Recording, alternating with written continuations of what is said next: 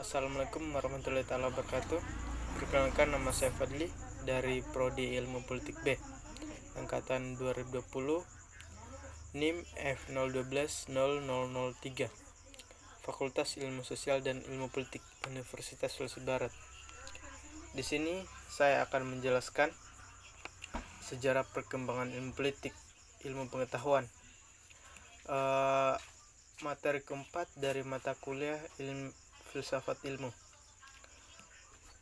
Eksistensi ilmu pengetahuan tidak lepas dari sejarah perkembangannya yang merupakan sebuah proses panjang, tumbuh dan perkembangannya ilmu pengetahuan itu sendiri. Pada setiap fase perkembangan, ilmu pengetahuan muncul sesuatu yang baru dan memiliki karakteristik di setiap manusianya. Karakteristik tersebut adalah hasil dari sebuah penggumulan, tidak bisa lepas dari berbagai pengaruh sosial, budaya, dan politik yang berkembang seiring dengan perkembangan ilmu pengetahuan itu sendiri. Dengan demikian, perkembangan ilmu pengetahuan dapat diperiodisasikan sesuai dengan dinamika yang ada, yaitu periode Yunani kuno, periode Islam, periode Renaisme dan modern, dan periode kontemporer. Di kalangan para ahli sejarah, banyak pendapat yang beragam dalam mendefinisikan sejarah. Namun dapat penulis simpulkan bahwa pada intinya, sejarah adalah kesinambungan atau rentetan suatu peristiwa kejadian antara masa lampau, masa sekarang, dan masa depan.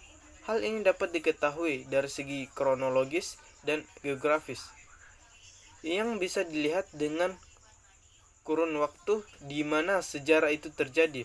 Dalam setiap periode sejarah, perkembangan ilmu pengetahuan memiliki ciri khas atau karakteristik tertentu. Tapi dalam pembagian periodisasi, perkembangan ilmu pengetahuan dan perbedaan dalam berbagai literatur yang ada. Maka dari itu, untuk memahami sejarah perkembangan ilmu pengetahuan secara mudah, di sini telah dilakukan elaborasi dan klarifikasi atau pembagian secara garis besar. Berikut adalah uraian singkat dari masing-masing periode atau sejarah perkembangan ilmu pengetahuan dari masa ke masa. Kalau pengetahuan lahir sejak manusia pertama diciptakan, maka perkembangannya sejak zaman purba.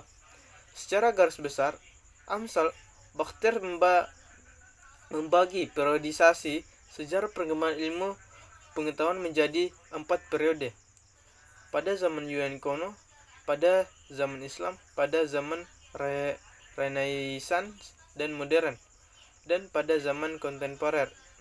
Sedangkan George Mauley membagi perkembangan menjadi 3, yaitu animisme, ilmu empiris, dan ilmu teoritis. George J.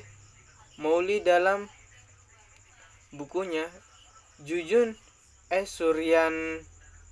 Suryasnut Mantri 1985 menjelaskan bahwa pemulaan ilmu dapat ditelusuri sampai ada permulaan manusia. Tak diragukan lagi bahwa manusia purba telah menemukan beberapa hubungan yang bersifat empiris yang menginginkan mereka untuk mengerti keadaan.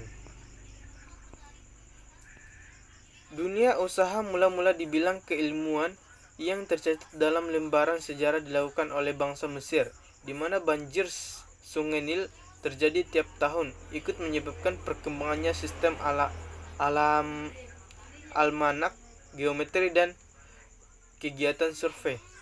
George J. Mauley menjelaskan bahwa pada tahap animisme, manusia menjelaskan gejala yang ditemuinya dalam kehidupan sebagai perbuatan dewa-dewi, hantu, dan berbagai makhluk halus mewarnai pemikiran bangsa Yunani sebelum berubah menjadi logosentris. Sebagai contoh, gempa bumi pada saat itu tidak dianggap fenomena alam biasa, tetapi dewa bumi yang sedang menggoyangkan kepalanya. Namun ketika filsafat diperkenalkan, fenomena alam tersebut tidak lagi dianggap sebagai aktivitas dewa, tetapi aktivitas alam yang terjadi secara kualitas. Dalam hal tersebut diketahui bahwa proses berpikir manusia menurut mereka untuk menemukan sebuah metode belajar dari pengalaman dan memunculkan keinginan untuk menyusun sesuatu hal secara empiris, serta dapat diukur.